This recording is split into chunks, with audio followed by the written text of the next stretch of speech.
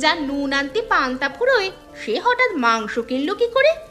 আমার তো একে সোজা কথা মনে হচ্ছে না, কিছু একটা গোলমাল নিশ্চয়ই আছে। তবে মনে রাখবে, অকারণে যদি দাদার খারাপ লাগে সেটা আমি ভালো চোখে দেখব না। তুই খুব কথা বলতে শিখেছিস দেখছি। ঠিক আছে, এখন আমি দেখব কি করে আমার বাড়িতে বসে আমারই চোখের সামনে এমন কাণ্ড তুই করিস। এটা তো ইঁদুর মারার বিষ। শেষ পর্যন্ত তুই কিনা খাবারে বিষ মেশাতে এলি।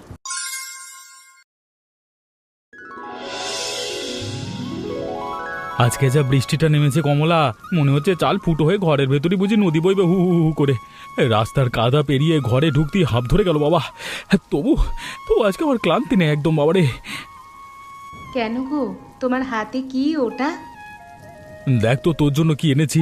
হাটের কাজ সেরে ফেরবার পথে মহাজন খুশি হয়ে বকশিস দিয়েছে। আজকে আমাদের অভাবে সংসারে মুরগির মাংস রান্না হবে বর্ষার দিনে। সাথে ওই মানকচুটা যেটা কালকে তুলেছিলাম ওটাও কেটে দিও, ঝোলটা একেবারে জমে যাবে।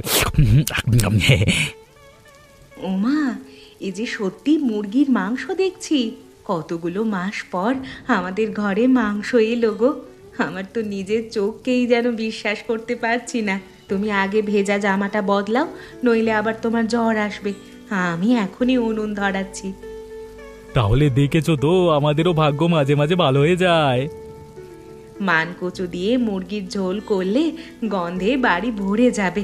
তবে একটা কথা বলি, এত দামি জিনিস মহাজন এমনি এমনি দিল, পরে যেন কেউ আবার উল্টো কথা না তোলে। আরে না গো না, ওসব ভাবো না, ভেবো না।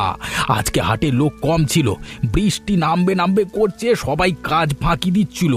আমি একাই 3টে মাল ভরা বস্তা মাথায় করে গুদামে তুলে দিয়েছি। মহাজন খুশি হয়ে সঙ্গে 2টো টাকা দিল, আর এই মাংসটুকু হাতে ধরিয়ে বলল বাড়িতে নিয়ে যা। আমি তখনই ভাবলাম আজকে তোমাকে একটু ভালো খাওয়াবো। সত্যি আমাদের ঘরে এটা উৎসবের মতোই ব্যাপার। এই ভাঙা সংসারে যেখানে দুবেলা ভাত জোটে কি জোটে না তার ঠিক নেই, সেখানে মাংস মানে রাজকীয় খাওয়া। তাহলে রান্নাটা আজকে একটু বিশেষ ভালো করে করো। আমি এমন রান্না করব তুমি একেবারে আঙুল চেটে চেটে খাবে। শুধু ভয় লাগে, গন্ধ পেয়ে ওরা ঘরের মধ্যে আবার না চুগলি শুরু করে। আমি চাই না এই সামান্য সুখটুকুর জন্য ঘরে আবার ঝামেলা বাঁধুক। তুমি এত মাথা নেবে না, আমরা চুপচাপ খেয়ে নিলেই হলো। আর যদি কেউ জিজ্ঞেস করে সোজা বলবে মহাজনের বকশিস। গরিব বলে কি আমাদের ভালো খেতে নেই? তুমি মশলা বাটো, আমি কাঠটা ঠিক করে দিচ্ছি। আচ্ছা, আজ তাহলে সত্যিই শান্তিতে খেতে পারবো হয়তো।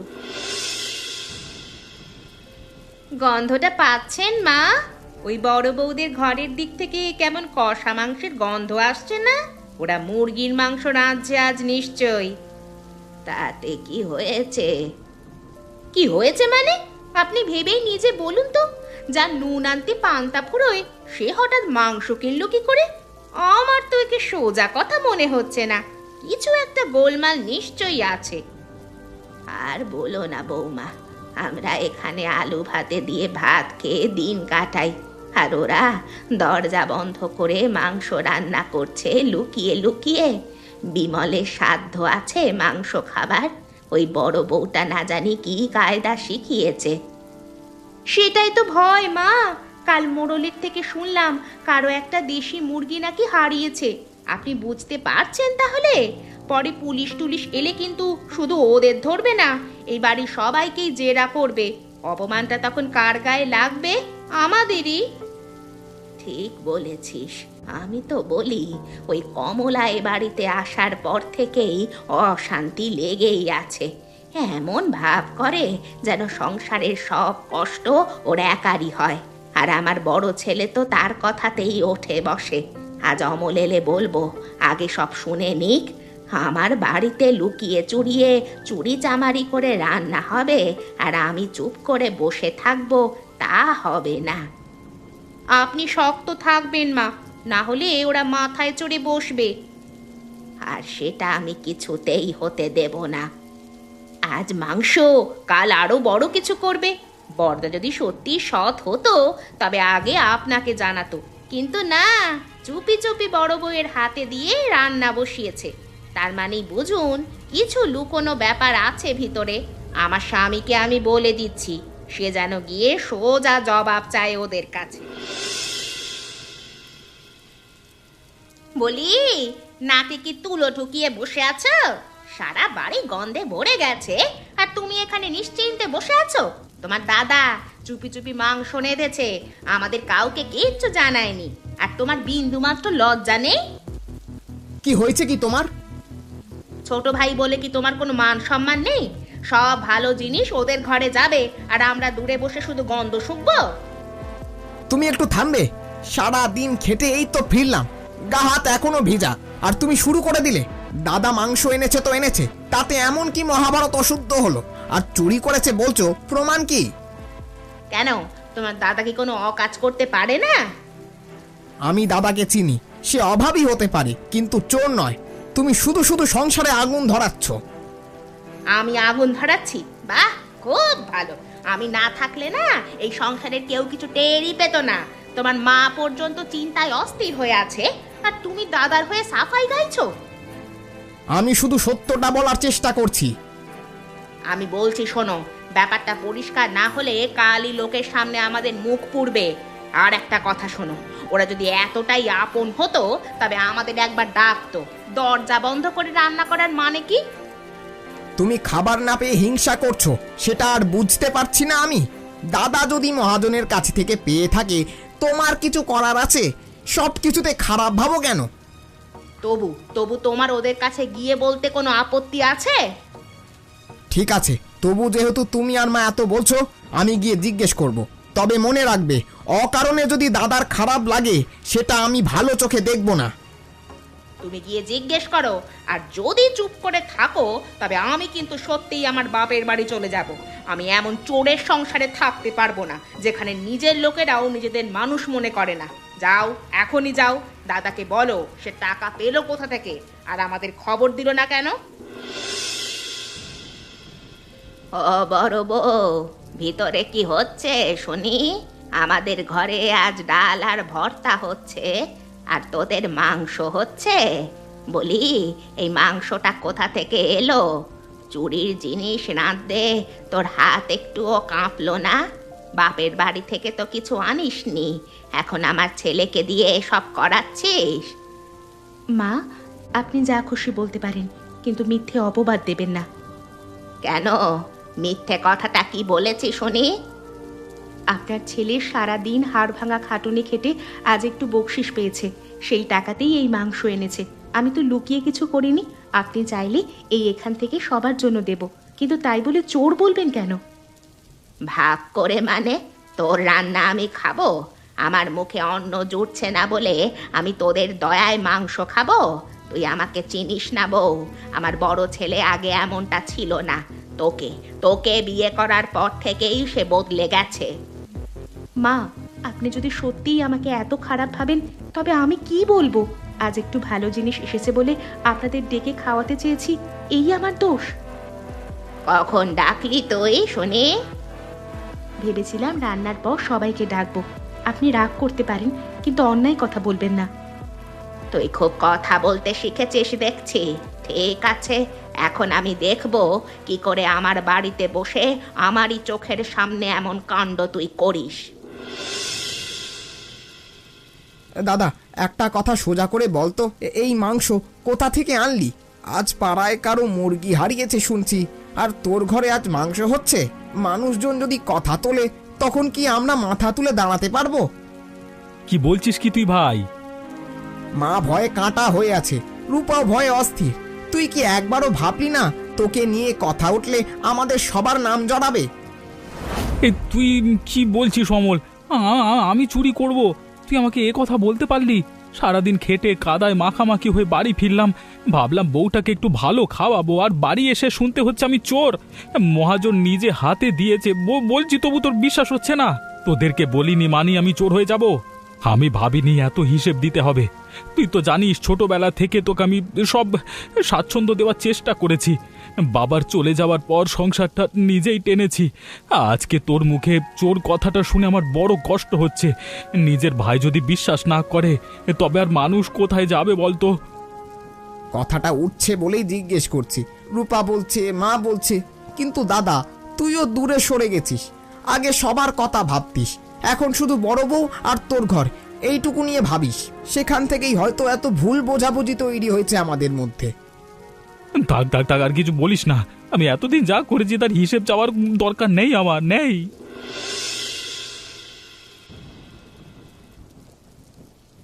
কে কে ওখানে? রূপা, তুই হাঁড়ির কাছে লুকিয়ে কি করছিস? হাতের ওই কাগজে কি আছে? থাম, হাতটা সরা হাঁড়ির কাছ থেকে। আমাকে বল, কি মেশাতে যাচ্ছিলি? কিছু না, তুমি আমাকে ছেড়ে দাও। এটা কি ইঁদুর মারার বিষ? শেষ পর্যন্ত তুই কিনা খাবারে বিষ মেশাতে এলি? হ্যাঁ হ্যাঁ, বিষই। কি করবে, কি করবে তুমি? তোমরা আমাদের মানুষই ভাবো না, নিজেরা ভালো খাবে, ভালো থাকবে, আর আমাদের দিকে তাকাবেও না। তুই কি বুঝতে পারছিস কি বলছিস? সামান্য মাংসের জন্য তুই দুটো মানুষের প্রাণ নিতে এলি? এত রাগ, এত হিংসা জমে আছে তোর ভেতরে। তুই আমাকে চোর বলেছিস, বদনাম করেছিস, তবু আমি চুপ থেকেছি। কিন্তু এটা তো মেনে নেওয়া যায় না। পাপটা আমি জানি না, আমি শুধু জানি তুমি আমাদের সংসার ভেঙে দিয়েছো। আমি তোকে এতদিন সহ্য করেছি, কিন্তু আজ করব না। তুই এখন ঘরে যা, কাল সকালে তোর বিচার হবে। ঠিক আছে ঠিক আছে, বুঝে নেব তোমাকে, আমি ভয় পাই না। অমল, অমল কোথায় তুই? সর্বনাশ হয়ে গেছে রে। নদীর বাঁধ ভেঙে গেছে, পেছন দিয়ে হু করে জল ঢুকছে। উঠোন একেবারে নদী হয়ে গেছে, বেরিয়ে আয়। কি হয়েছে? তুই তাড়াতাড়ি মাকে ধরে উঁচুতে তোল, আর যা শুকনো জিনিস আছে সরিয়ে রাখ। এক মুহূর্ত দেরি করলে বাঁচাই মুশকিল হয়ে যাবে। দাদা, আমি তো কিছু বুঝতে পারছি না। এই তো একটু আগেই দেখলাম অল্প জল ছিল, আর এখন তো কোমর পর্যন্ত জল যাচ্ছে। মা কাঁদছে, রূপাকে খুঁজে পাচ্ছি না। একটু আগেই ছিল, এখন নেই। আমার মাথা কাজ করছে না দাদা। এই মাটির বাড়ি ভেঙে গেলে আমরা কোথায় যাব বলতো? ভয় পাবি না, ভয় পাবি না, এখন ভয় পেলে চলবে না। মাকে আগে সামলা। আমি কমলাকে বলেছি চালের বস্তা আর হাঁড়িটা উঁচুতে তুলতে। আমি এদিকটা দেখে আসছি। রূপা, রূপা শুনতে পাচ্ছ? দাদা কোনো সাড়া দিচ্ছে না। ঘরের দেওয়াল কাঁপছে, এমন জোরে জল আসছে মনে হচ্ছে সব ভাসিয়ে নিয়ে যাবে। দাদা, দাদা তুমি আমাকে ছেড়ে যেও না দাদা।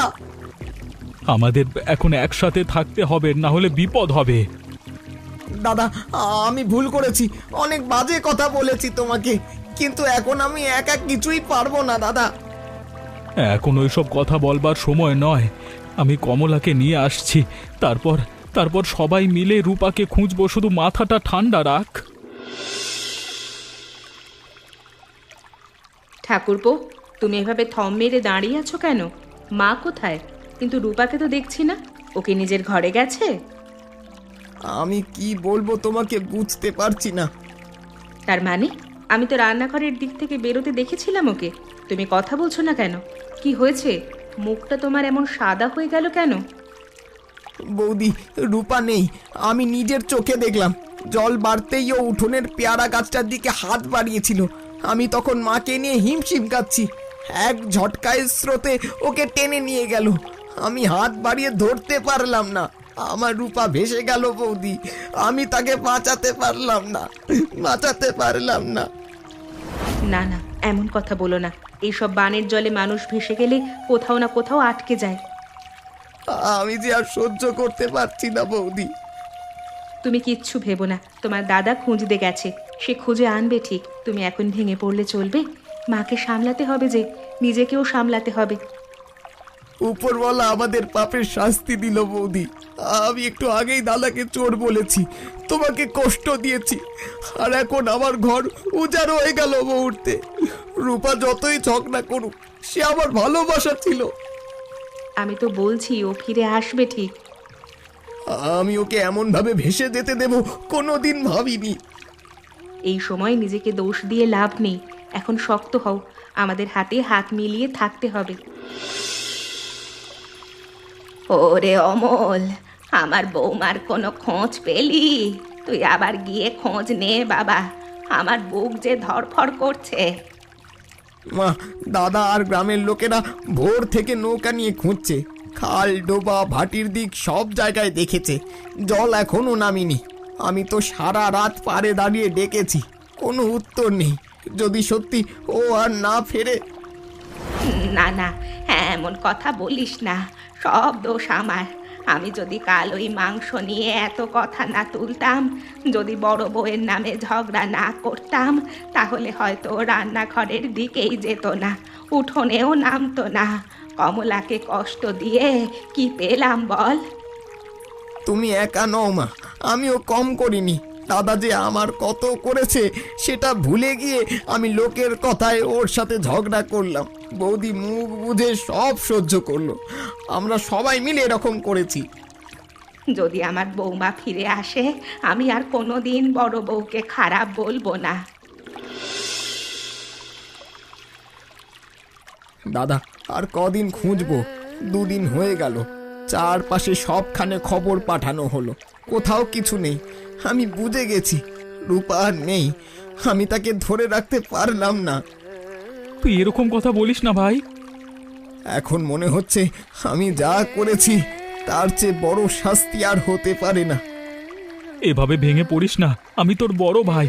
আমি এখনো আশা ছাড়িনি। খবর না পাওয়া মানেই শেষ নয়। মা কমলাও সারা রাত ঘুমোয়নি। আমাদের সবাইকে শক্ত থাকতে হবে। তুমি আমাকে এখনো এত আপন করে কথা বলছো? আমি তোমাকে অপমান করেছি, চোর বলেছি। তুমি চাইলে আমাকে চর মেরে তাড়িয়ে দিতে পারতে।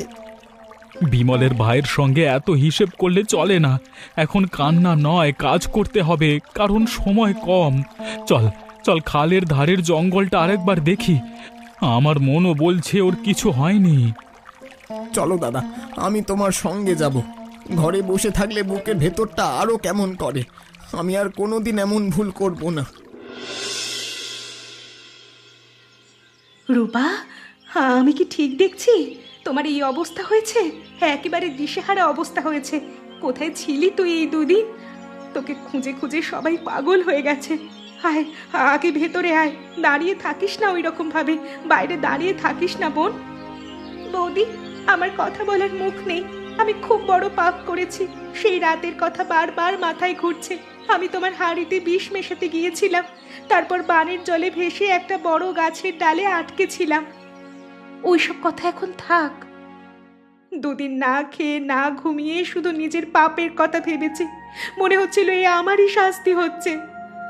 ওসব এখন থাক, তুই ফিরে এসেছিস এইটাই বড় কথা। ভেতরে আয়, শুকনো কাপড় দেব। এসব কথা পরে হবে। তুই বেঁচে আছিস, আমার কাছে এখন এটাই অনেক। না বৌদি, আমাকে বলতে দাও। ওই গাছের ডালে ঝুলতে ঝুলতে আমি শুধু ভাবছিলাম যে তোমাকে মেরে ফেলতে চেয়েছিলাম। তুমি আমাকে তখনই সবার সামনে ধরিয়ে দিতে পারতে, কিন্তু করোনি। কারণ আমি জানতাম তুই রাগের মাথায় ভুল করছিস। তুমি চাইলে আমাকে ঘৃণা করতে, তবু আজ আমাকে আপন করে নিলে। আমি এতদিন তোমাকে শত্রু ভেবেছি। আমাকে ক্ষমা করো বৌদি, না করলে আমি শান্তি পাবো না। আমি তোকে ছোট বোনের মতোই ভেবেছি। রাগ করেছি ঠিকই, কিন্তু তোর সর্বনাশ কখনো চাইনি। তুই যদি সত্যি বদলাতে চাস, তবে পুরনো সব কথা এখনই ভুলে যা। আয়, আগে স্নান কর, তারপর গরম ভাত খা।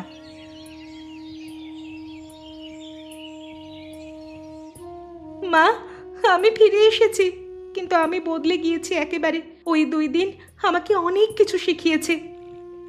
আসলে ভুল আমার ছিল যে তোর কথায় আমি কোনো প্রতিবাদ করিনি, উল্টে তোকে আরো বেশি করে প্রশ্রয় দিয়েছি। আজ এটা হয়েছে আমারই অপরাধে। আমি বুঝেছি হিংসা মানুষের কত বড় ক্ষতি করে। বড় বৌদির নামে আমি কত মিথ্যে বলেছি। শেষ পর্যন্ত ওদের খাবারে বিষ ঢেলে মারতে চেয়েছি, কিন্তু সেই মানুষটাই আমাকে এখন আপন করে নিয়েছে, সব থেকে বেশি, সবার আগে।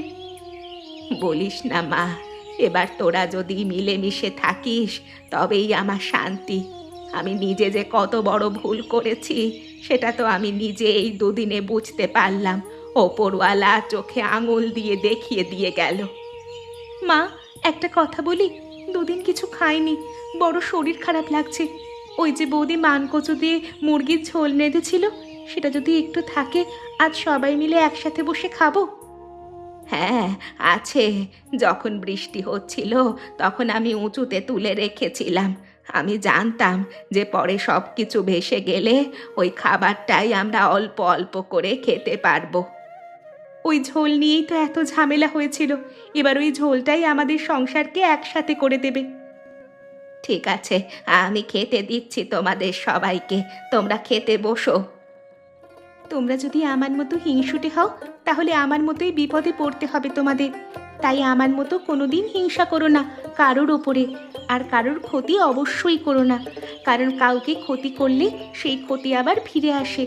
আচ্ছা, তোমরা বলতে পারবে যে আমি ঠিক কী দিয়ে মারতে চেয়েছিলাম বড় বউকে? উত্তরটা কিন্তু তোমরা কমেন্ট করে জানিও।